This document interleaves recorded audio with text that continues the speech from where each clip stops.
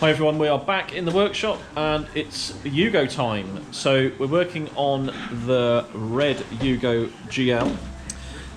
We have an intention to put a battery on it and see what happens today. We've opened up the timing belt cover, which has revealed the timing belt and looks in very good condition. So we're not going to change that for now. We have bodged in a battery.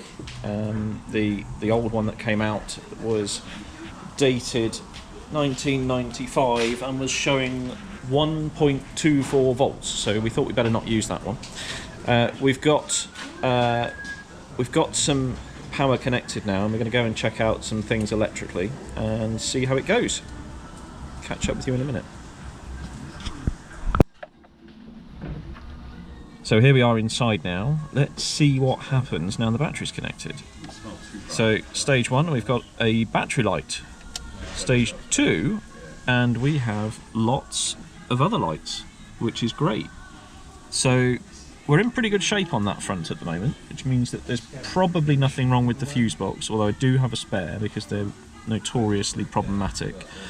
So I think what we need to do now is try and get some petrol and let's give it a whirl, see what happens. We've got a clutch pedal that feels alright. We've got a choke lever that works down here, so we've got some choke. We've looked at the air filter and it's just slightly dusty, so not too bad, and we're just going to go with it for now and see what happens. So let's get some fresh petrol and see where we are. And I've just noticed an interesting modified switch down there. I don't know what that is for, but we might have a look at that later and see what's what. Okay, catch up with you shortly. Right, so we're going to give it a go spinning over now. Let's see what happens. First time in about 20 years.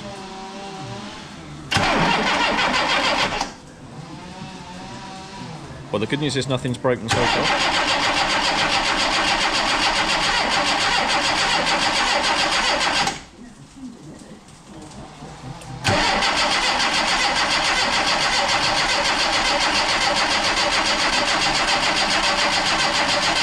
Whoa, whoa, whoa, whoa, whoa. Fuel at the back. We've got fuel to the car. Right, so you can see that we've replaced this this pipe now. Nice new pipe, some nice new hose clips all the way down there, if you can see. So that's ready to go. So we spun it over enough now to build some decent oil pressure. So light's gone out. So we're actually going to have a go at getting this thing started. Let's spin it over and see what happens, Chris.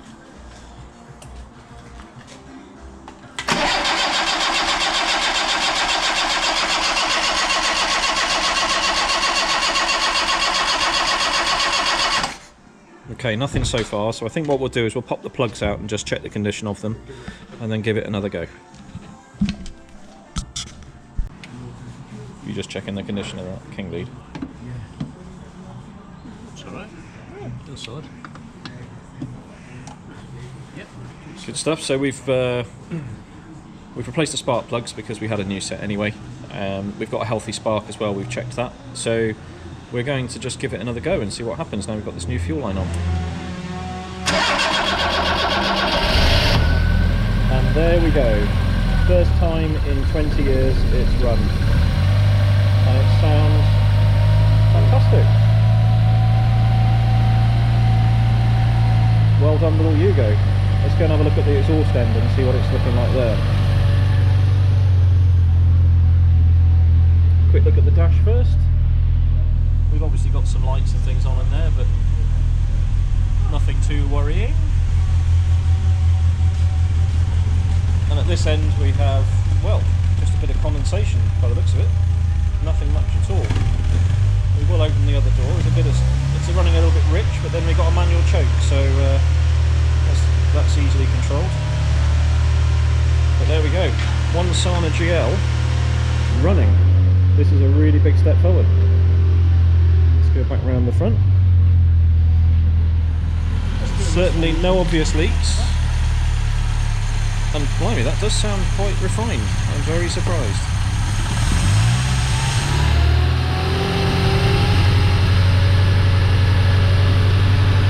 I'll open the other door a little bit, but yeah, very good indeed, very good. Right, so we're starting to go through on an electrical check now, which is proving to be quite successful. We've just wiggled a few wires and got all the lights working, front and back, which is great. The dashboard's quite good. It's got warning lights for various things. It's telling us to check something at the moment. I'm not quite sure what. It did. Oh, it's probably because the door's open. You can see on the little diagram there. I'm not sure if you can pick that up. There should be something in there.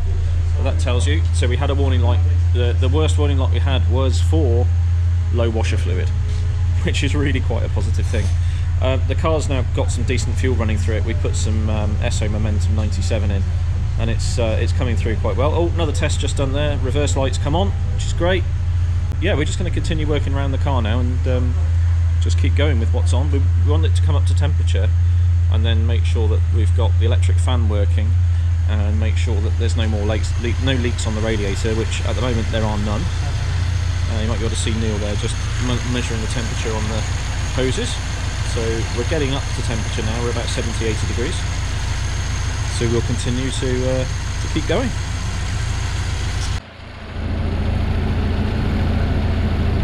So things are looking pretty good. The engine's idling lovely, all good there, no rubbish out the back.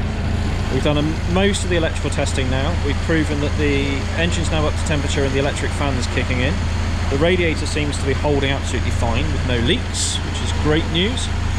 The only issue, and this will really disappoint Ian Seabrook, is that neither of the wipers are working at the moment. So the rear one feels seized, but we can probably release that. The front one just feels completely loose, as if it's not attached to anything, so we're going to have to get that mechanism out and have a good look at it at some point. But really good progress so far, and I really think we're getting very close to tidying up a few little bits and then probably sticking it in for a test and see what happens. Thanks for everyone in the workshop today. It's been really good. Let's move on to the next step now and get this thing on the road.